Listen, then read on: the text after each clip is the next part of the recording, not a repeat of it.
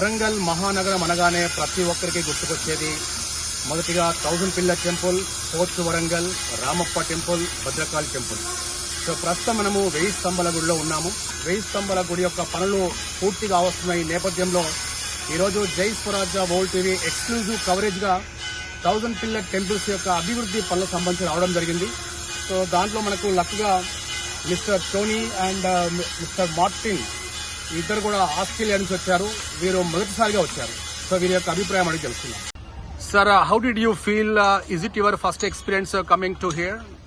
Yes, it's our first time to the 1000 Pillar Temple and to indeed the Warrnambool district. So in which country that came to here? I live in Hyderabad, but I'm from Australia, and my friend is visiting from Australia.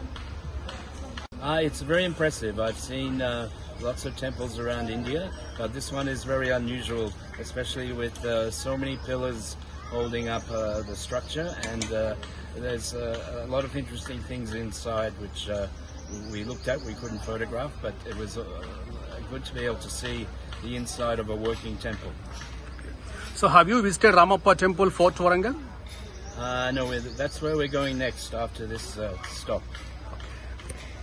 So we're coming from Hyderabad, and we're interested in viewing the Ramappa Temple because we know it's got UNESCO World Heritage listing.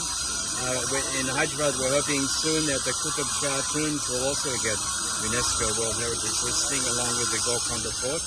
And so on the way to Ramappa Temple, we decided to stop here at the 1000 Pillar Temple. And it's been very surprising because it's very interesting architecture, and the environment here is very inspiring in terms of the Kakatiya history and the artwork. Wonderful to be in the 1000 Pillar Temple.